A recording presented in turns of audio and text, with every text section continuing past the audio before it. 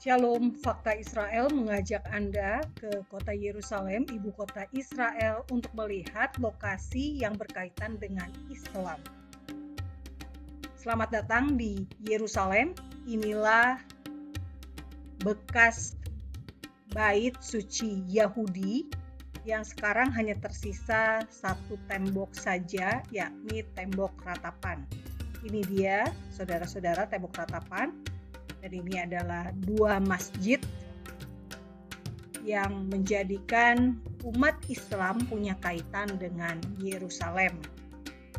Kehadiran penguasa Islam di Israel bisa dihitung secara kronologi sejak tahun 638 Masehi, yakni saat Umar bin Khattab menaklukkan Yerusalem. Waktu itu tanah Israel dikuasai oleh Bizantium, kerajaan Romawi yang sudah menjadi Kristen. Sejak Raja Konstantin memeluk Kristen dan menjadikan kekristenan ini sebagai agama resmi kerajaan Romawi pada tahun 313 Masehi. Umar bin Khattab waktu itu datang dari Mekah ke Yerusalem. Waktu itu Umar dengan pasukannya naik kuda ya. Kalau Anda sekarang ingin menyusuri perjalanan darat ditempuh sekitar 16 jam dengan jarak 1.400-an kilometer. Nah, ini Anda bisa langsung tiba di Yerusalem. Sementara jika Anda menempuh lewat jalur Yordania, masuk dari kota Aman, baru kemudian ke Yerusalem, nah itu jaraknya lebih jauh sedikit. Anda harus menempuh 17 jam, jadi hanya beda 1 jam. Umar waktu itu dengan pasukannya mengepung Yerusalem selama 2 tahun. Jadi Yerusalem tidak langsung jatuh ke tangan Islam ya, tetapi terjadi pengepungan dulu sehingga akhirnya Bapak Gereja waktu itu, Bapak Gereja di Yerusalem, Sopronius, memutuskan untuk menyerah dan akhirnya Yerusalem jatuh ke tangan Islam. Ternyata kalau kita pelajari dari sejarah Islam sendiri, pusat pemerintahan Islam itu tidak pernah di Yerusalem. Tetapi anehnya, Palestina saat ini sibuk ya berusaha menjadikan Yerusalem sebagai ibu kota negara Palestina. Padahal kita tahu bersama pusat pemerintahan Israel sejak dari kerajaan hingga menjadi negara adalah di Yerusalem. Jadi bukan hal yang baru. Kita tahu Raja Daud, Raja Israel memerintah dari Yerusalem selama 33 tahun. Begitu pula Salomo. Begitu pula dengan raja-raja setelah Salomo. Nah, jadi Islam di masa Khalifah Rasidun memerintahnya dari sini nih, Madinah. Ini Madinah, ini Mekah. Kita tahu hijrah ya. Kisah Nabi Muhammad hijrah dari Mekah ke Madinah. Nah, lalu kemudian dari Rasidun kekuasaan Khalifah Islam meluas, yaitu di masa Umayyah tahun 661 Masehi sampai 750 Masehi. Pusat pemerintahannya ada di Damaskus. Damaskus sekarang menjadi ibu kota Suriah. Dulu kerajaan Asyur ya.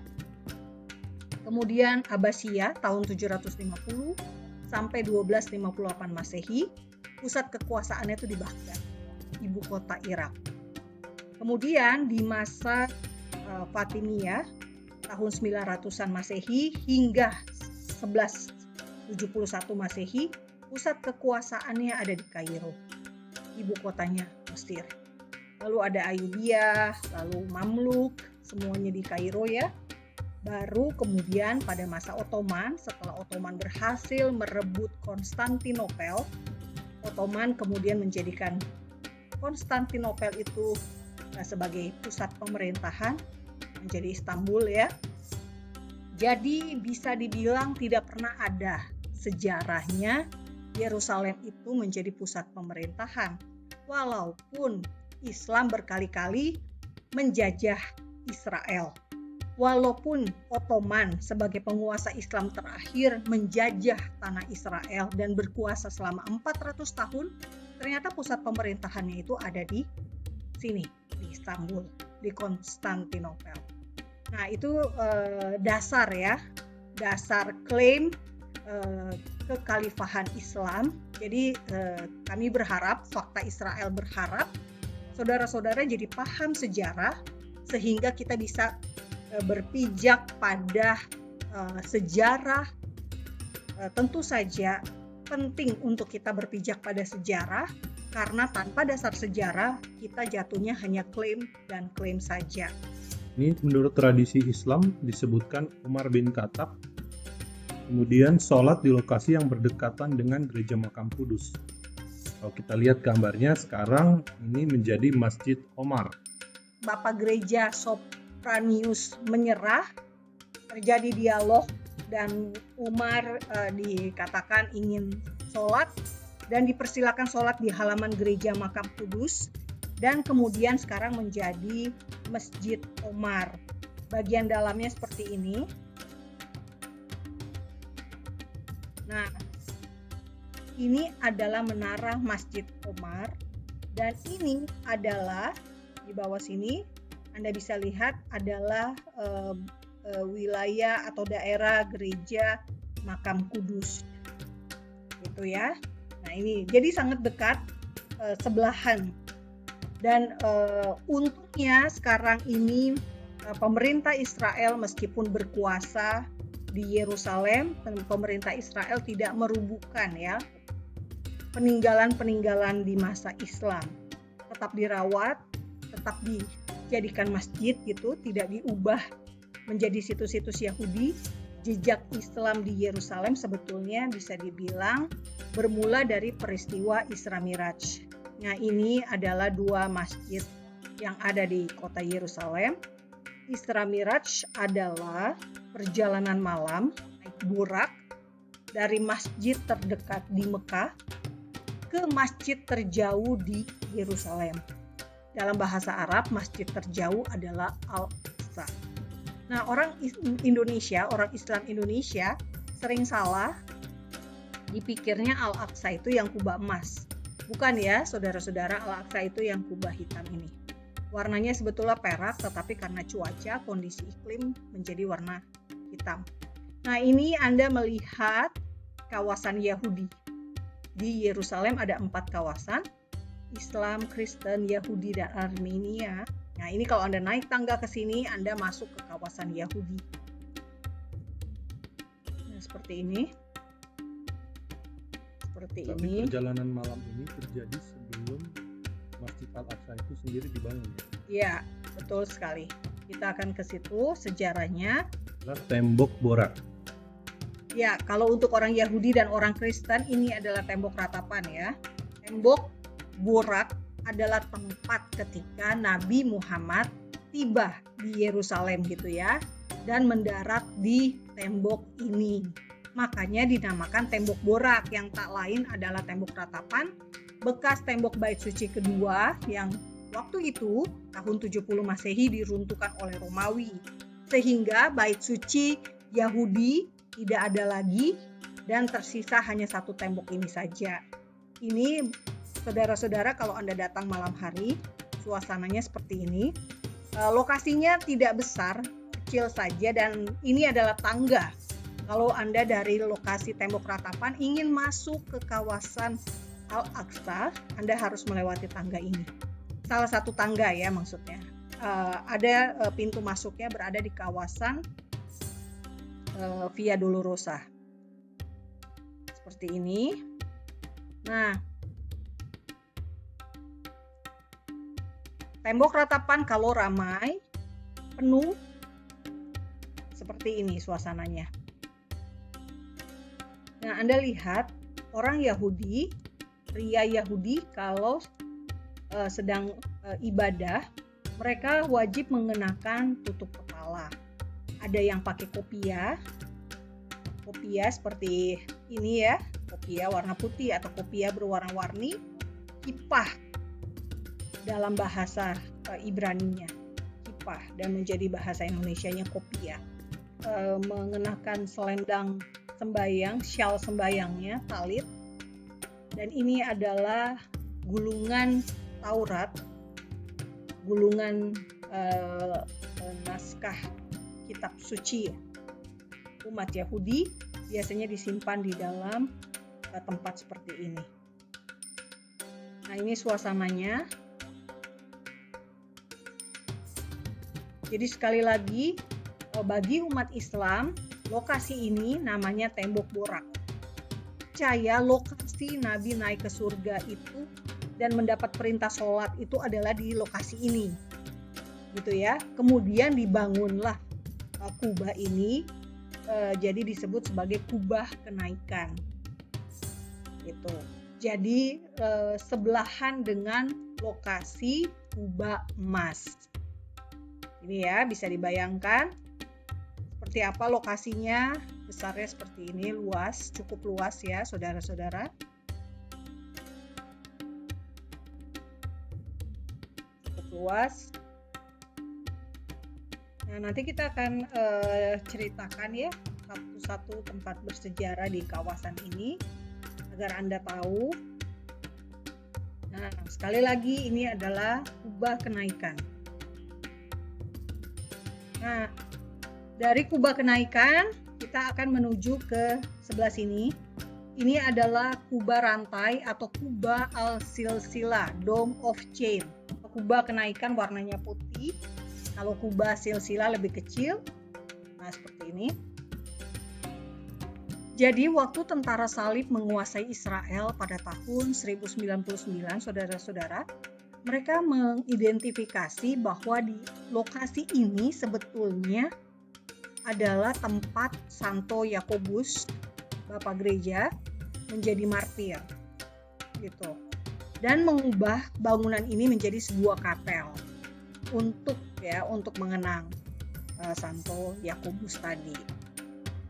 Kemudian pada tahun 1187 Masehi, bangunan ini digunakan oleh umat Islam setelah Saladin merebut Yerusalem dari tentara salib. Jadi ganti-gantian tergantung penguasa yang berada di tanah orang Yahudi ini gitu ya.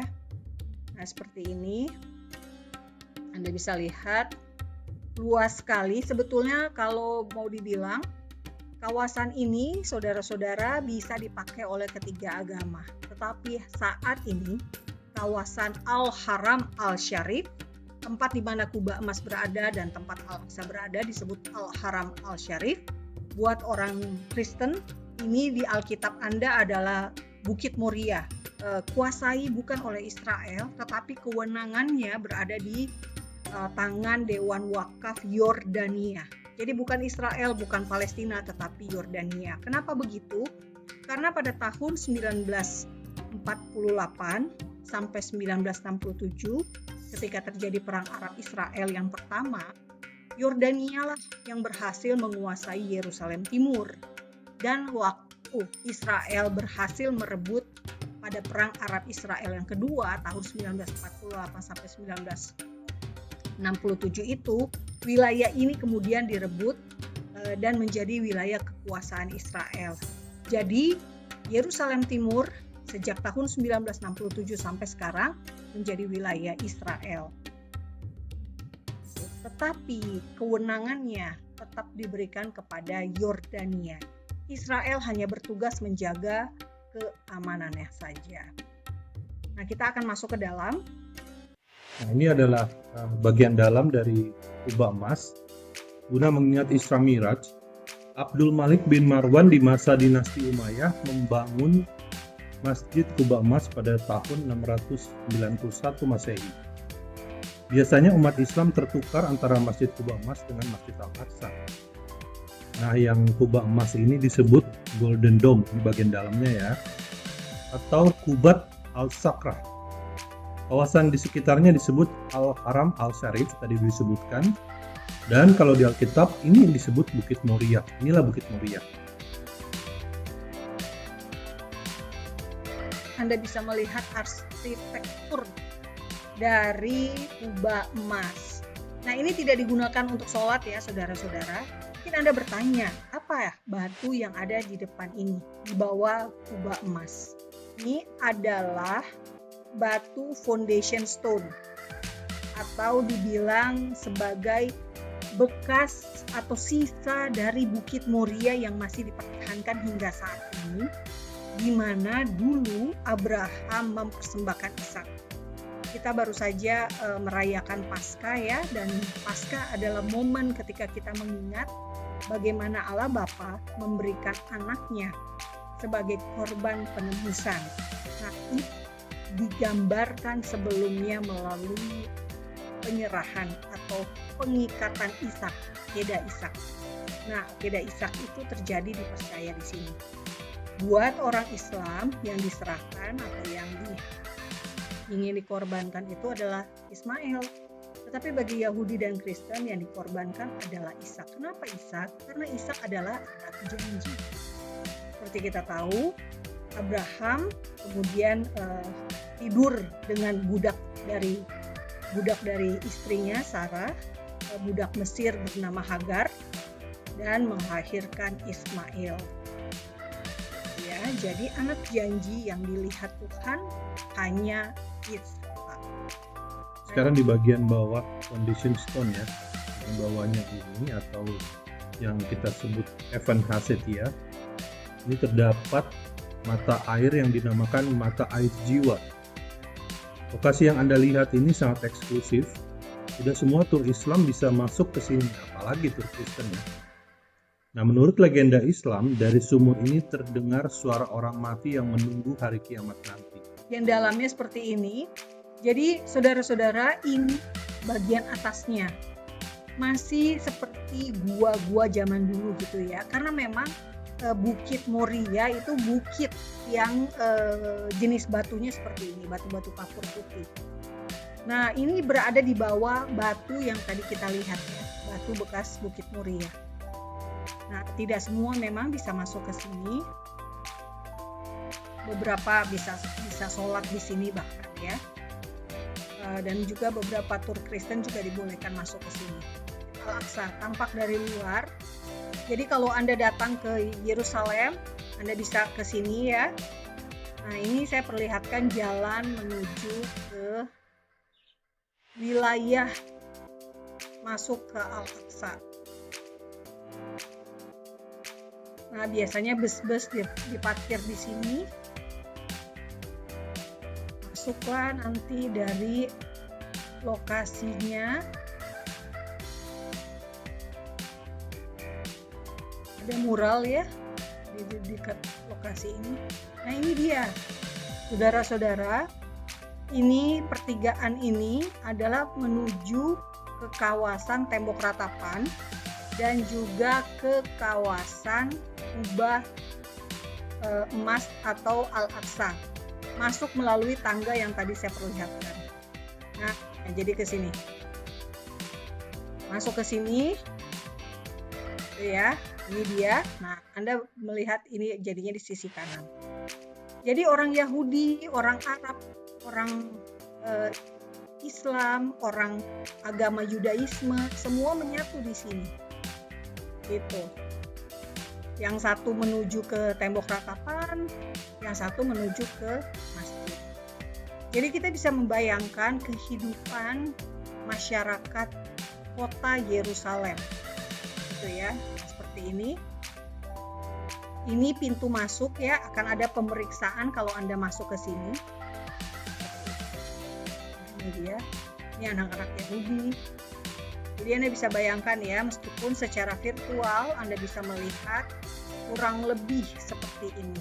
Jadi kalau Jumat, setelah sholat Jumat, jalan ini ya penuhnya dengan orang-orang Islam, orang-orang Muslim. Nah, seperti ini, mungkin Anda bisa lihat, ini pasti Arab Israel nih, ya, muslimah-muslimahnya, karena pakai jilbab, gitu ya, seperti ini. Nah, kita akan lihat dari dekat. Jadi dari kubah emas, saudara-saudara, menuju ke Al-Aqsa. Jaraknya seperti ini dekatnya. Nah, ini Al-Aqsa. Ini ya, Al-Aqsa, tidak kelihatan kubahnya. Jadi sangat dekat, sebelahan. Ya.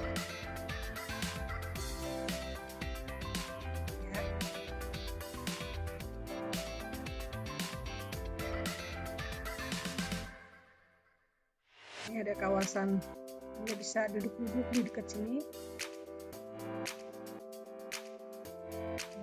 Jadi nama Al-Aqsa, nama lengkapnya adalah Al-Jami Al-Aqsa.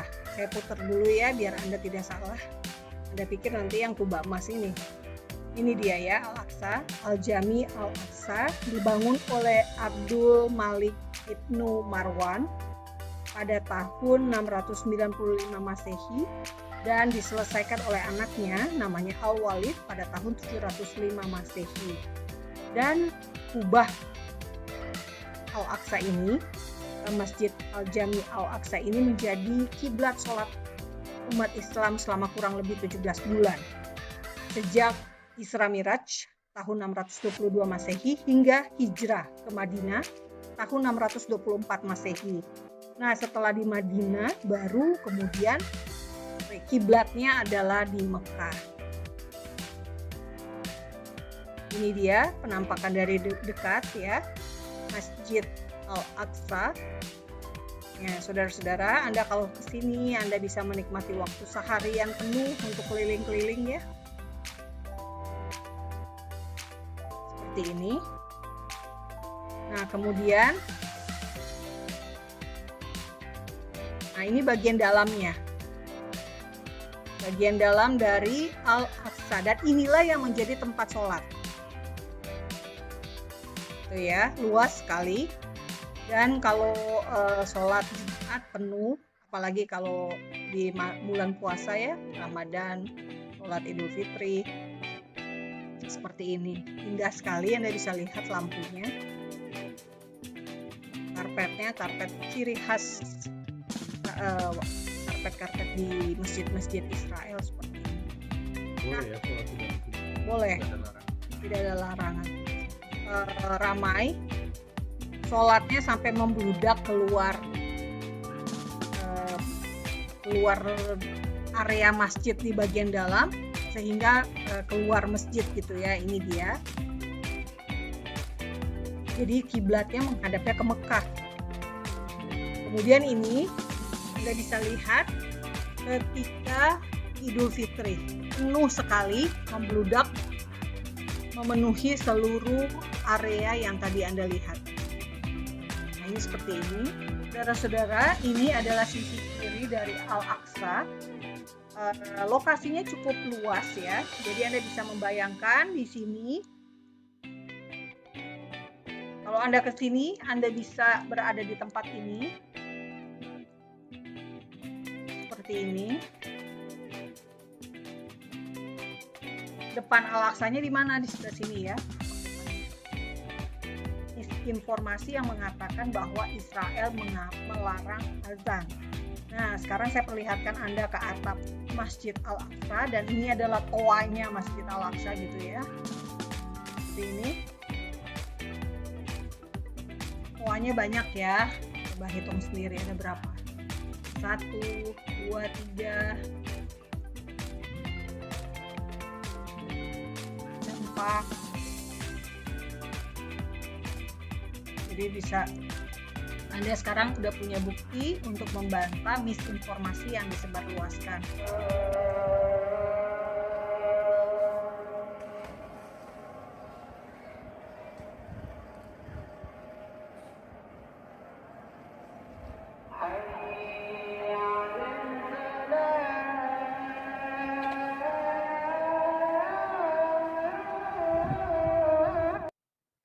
Masih di kawasan Al-Haram Al-Syarif atau Bukit Muria.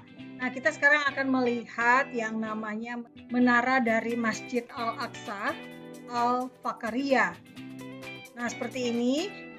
Keunikan menara Masjid Al-Aqsa ini adalah tidak ada fondasi di bawahnya. Jadi menara Masjid Al-Aqsa ada 3, saudara-saudara.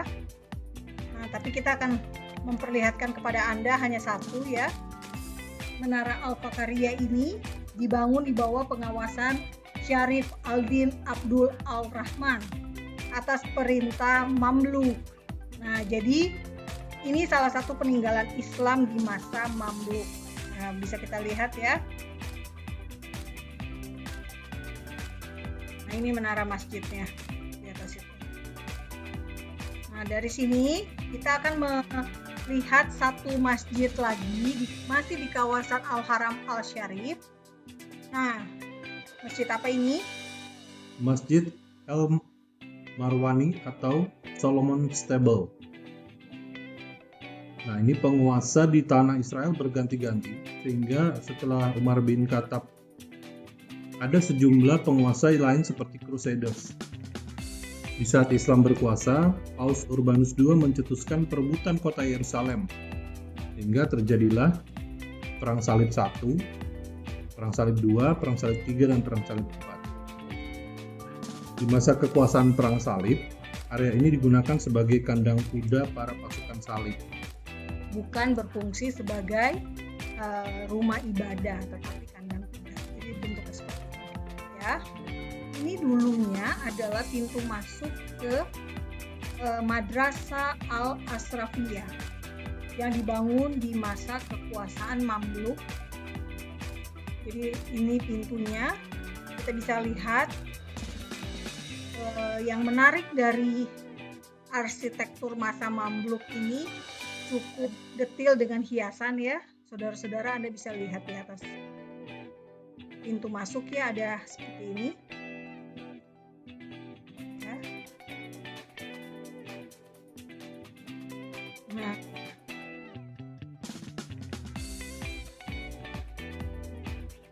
jadi ini dulunya madrasah. Jadi masih di kawasan Al-Haram Al-Syarif. Ya. Kemudian kita lanjut ke tempat wudhu Al-Khas. Tempat wudhu ini yang lokasinya tepat di depan Masjid Al-Aqsa. Tempat wudhu ini dibangun di masa Umayyah, dan kalau kita lihat lokasinya tepat di depan masjid. Ya, ini dulunya tempat digunakan untuk tempat pembaptisan waktu Kristen berkuasa. Nah, di lingkungan Al-Haram Al-Syarif ini ada juga Museum Islam. Seperti ini, saudara-saudara, pintunya saja dan bangunannya. Jadi area Al-Haram Al-Syarif itu luas, ya, besar. Jadi ada banyak bangunan dan bukan hanya ada masjid. Jadi saudara-saudara, kota Yerusalem di kota tuanya terbagi 4 kawasan: Islam, Kristen, Yahudi, dan Armenia. Nah, kalau dilihat dari peta, kurang lebih seperti ini, ya. Ini kawasan Yahudi bersebelahan dengan kawasan Islam. Jadi dekat sekali. Ini kalau kita tarik lagi, ya, kawasan kota Yerusalem, kota tua Yerusalem. Ini komunitas Arab Palestina yang masih menjadi warga negara Palestina, atau ada juga yang menjadi warga negara Israel. Biasanya tinggal di sini nih, kawasan Suafat, ya. Nah, ini Universitas Ibrani di Yerusalem.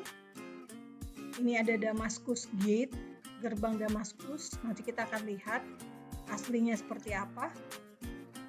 Ajak Anda ke.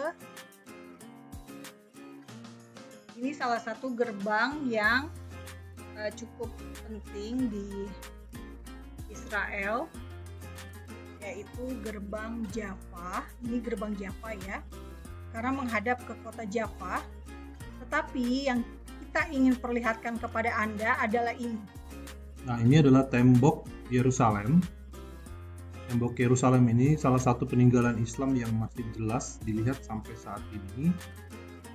Di tembok Yerusalem ini tembok kota tua Yerusalem, ya. Ini dibangun oleh Sultan Sulaiman yang Agung, salah satu penguasa Ottoman dari Turki pada tahun 1520 sampai 1566 Masehi. Sultan Sulaiman yang Agung juga merenovasi Masjid Quba Emas. Ottoman berkuasa atas tanah Israel selama 400 tahun mirip dengan Belanda yang menguasai Nusantara selama 350 tahun. Nah, saudara-saudara, Anda melihat ini tadi ya, gerbang Java. Nah, sekarang kita akan mengajak Anda ke gerbang Damaskus. Ini dia gerbang Damaskus. Gerbang Damaskus ini menghubungkan kota tua Yerusalem dengan kawasan Yerusalem Timur yang menjadi lokasi pemukiman biasanya komunitas Arab Israel. Nah, ini malam hari orang-orang Arab Palestina biasanya duduk-duduk di sini bercengkerama begitu ya, dan ini menjadi tempat yang juga biasanya dipakai untuk pertunjukan light show di gerbang Damaskus ini. Gerbang Damaskus ini dibangun pada tahun 1538 oleh Sultan Sulaiman, yaitu era Ottoman. Seluruh gerbang di kota tua Yerusalem ada 8 gerbang. Dari gerbang Damaskus kita menuju ke gerbang Herodes menuju kawasan Muslim. Nah, ini bisa dilihat saudara-saudara, suasana kota Yerusalem.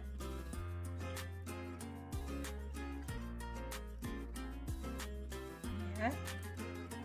Ini kawasan tempat biasanya Arab Israel, sehingga yang menonjol adalah tulisan-tulisan Arab. Jadi ini masih di kota tua Yerusalem. Nah, dari sini kita ke gerbang baru bab El Sultan Abdul Hamid.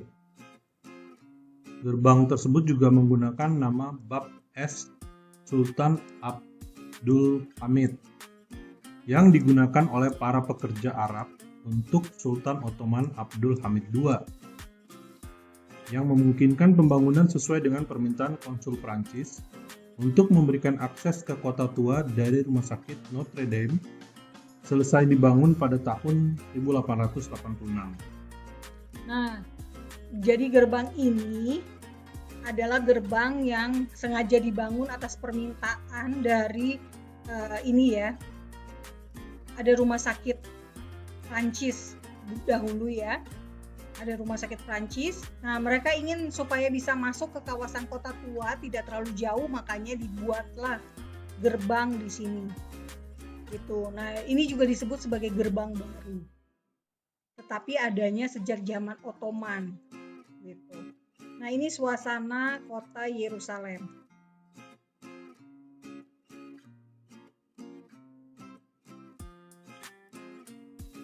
Nah, dari sini kita menuju ke, nah tadi Anda ingat ya, gerbang Java. Anda melihatnya dari sisi yang berbeda sekarang, yaitu dari sisi dalam. Nah, ini dia gerbangnya. Sekitar ini ada yang namanya Menara Daud. Nah, ini Menara Daud, saudara-saudara. Nah, kalau kita lurus ke sana, itu masuk ke kawasan Via Dolorosa, kawasan perbelanjaan. Nah, ini gerbangnya. Kita dekatkan ya, saya zoom. Nah, Anda bisa perhatikan gerbang Java ini ada tulisan di dindingnya ya, di temboknya Java Gate dalam bahasa Arab dan juga bahasa Ibrani dan juga bahasa Inggris. Jadi memang petunjuk jalan, petunjuk arah, informasinya semua dalam 3 bahasa. Nah, yang menarik saudara-saudara, pemerintah Israel menamakan jalan ini adalah Jalan Omar bin Khattab. Jadi meskipun Omar bin Khattab adalah penjajah di tanah Israel, tetapi tetap diakui gitu ya keberadaannya, tetap berkaitan dengan sejarah Israel sehingga dijadikan nama jalan. Kalau di Indonesia kan nama-nama jalan hanya nama pahlawan ya. Tidak mungkin kita membuat nama jalan tuh nama jalan penjajah. Nah, tapi di Israel berbeda. Nama jalan Omar bin Khattab itu ada. Nah, ini kalau kita masuk ke sini, Anda akan bertemu dengan toko-toko yang biasanya penjualnya itu adalah orang Arab. Ada Arab Islam, Arab Kristen gitu ya. Nah, seperti ini suasananya. Dan jalan ini dilalui oleh orang Yahudi dan juga oleh orang Islam kalau mereka mau menuju ke tembok ratapan atau ke Al-Aqsa. Gitu. Inilah wajah keberagaman di Yerusalem. Jadi Anda akan bisa bertemu dengan berbagai macam orang di sini, lokasi ini. Nah, ini kalau lurus lagi, kita masuk ke Jaffa. Yang tadi ya. Jaffanya di sini jadinya nih. Gitu. Nah, sekarang kita menuju ke Tower of David atau The Kisle. Ini sebuah bangunan yang digunakan di masa lalu sebagai kantor polisi ya atau penjara. Kita bisa lihat nih ada bekas-bekas seperti kayak ruangan-ruangannya yang secara runtuhan. Kisle didirikan oleh seorang penguasa Mesir namanya Ibrahim Pasha pada tahun 1834 dan selama ini digunakan sebagai pangkalan militer.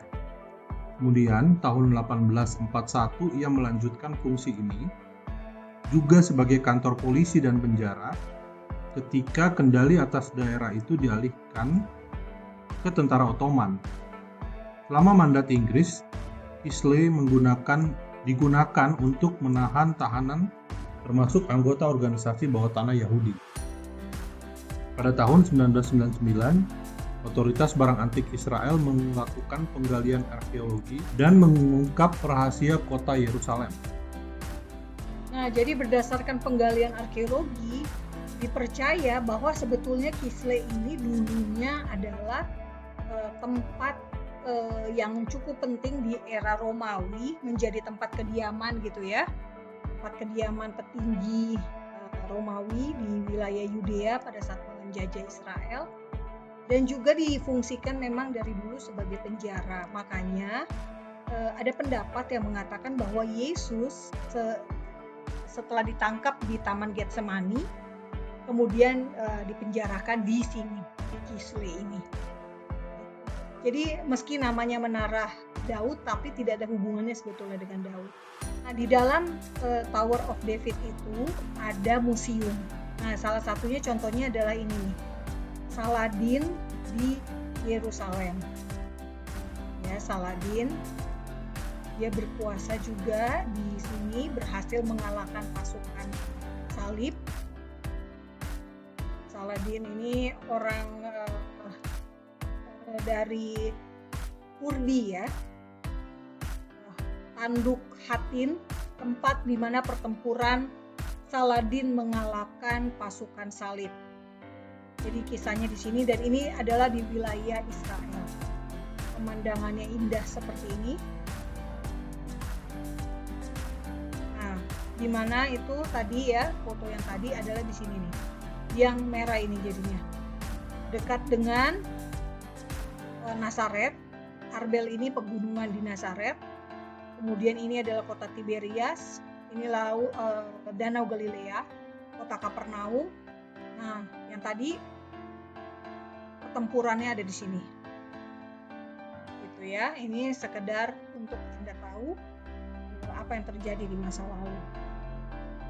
Nah, dari sini kita akan ke... Ini adalah salah satu masjid, namanya Masjid Sidna Omar di kawasan Yahudi ya, di Yerusalem. Masjid Sidna Omar terletak di sebelah sinagoga Ramban dan Hurfa di kawasan Yahudi. Menurut Rabbi Obadiah ben Abraham Bartenura, di masjid ini dibangun oleh orang-orang Yahudi yang masuk Islam pada paruh pertama abad ke-15 Masehi. Nah, jadi sinagoga terbesar di kota Yerusalem adalah sinagoga Hurfa ini, saudara-saudara. Dan di sebelahnya ada masjid, gitu ya.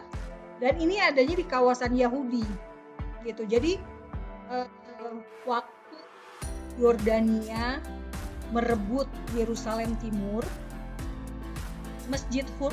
sinagoga Hurfa ini dihancurkan tahun 1948. Dan Yordania menghancurkan banyak sekali sinagoga. Tetapi ketika Israel merebut kembali Yerusalem Timur pada tahun 1967, masjid tidak dihancurkan, dipertahankan sampai sekarang. Nah, ini dia kawasan Yahudi ya.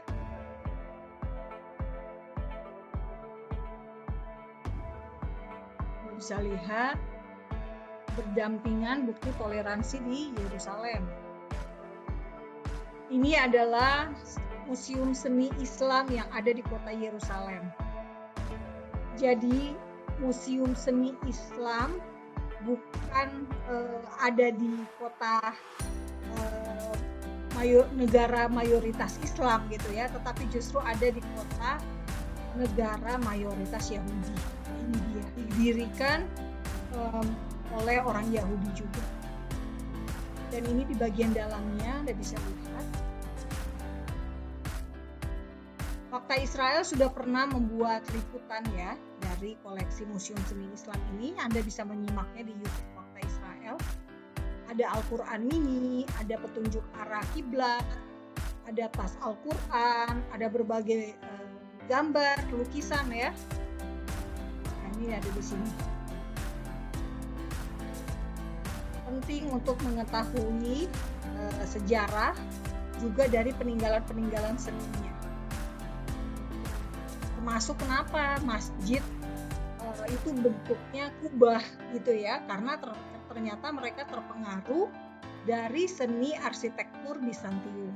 Nah, itu juga sudah ada videonya di Fakta Israel. Kubah bak emas meniru bentuk gereja Hagia Sophia di Konstantinopel. Nah, biasanya orang Arab Israel itu tinggal di sini nih, di Silwan, namanya Yerusalem Timur. Nah, ini tadi Masjid Al-Aqsa ya. Kemudian tak jauh dari situ, jauh juga sih sebetulnya ini karena kita virtual aja jadinya dekat. Jadi kita bisa langsung melihat ke kawasan Silwan. Nah, ini dia. Nah, ini biasanya menjadi tempat tinggal orang Arab Israel.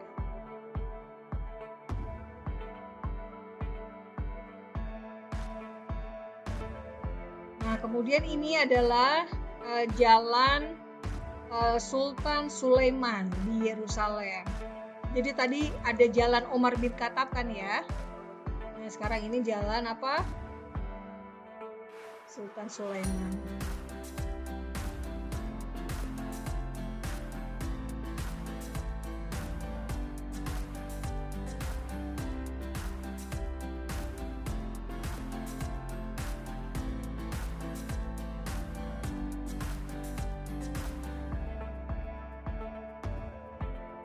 Ini kawasan kota tua.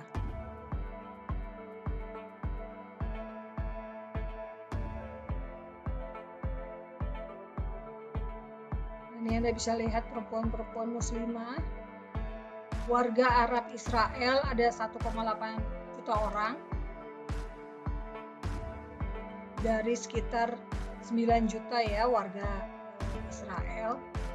1,8-nya adalah warga Arab.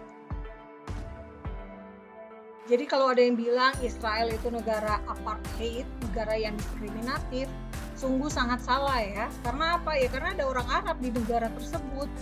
Kalau dia diskriminatif, tentu tidak akan ada orang Arab. Sama seperti di Palestina. Mana ada orang Yahudi tinggal? Coba Anda selidiki di tepi barat, di Gaza, apakah ada orang Yahudi? Tidak ada. Bahkan secara peraturan undang-undang, orang Israel dilarang masuk ke dalam wilayah negara Palestina. Karena apa? Karena berbahaya, bisa mati mereka masuk ke Palestina. Tidak aman, tidak ada jaminan keamanan. Ini seperti ini ya, kira-kira Anda bisa bayangkan. Jika Anda ke sini, Anda akan sulit membedakan mana orang Yahudi, mana orang Arab gitu ya. Kalau dari sekedar penampakan. Nah, kemudian ini wilayah kota Daud, kota tua, City of David.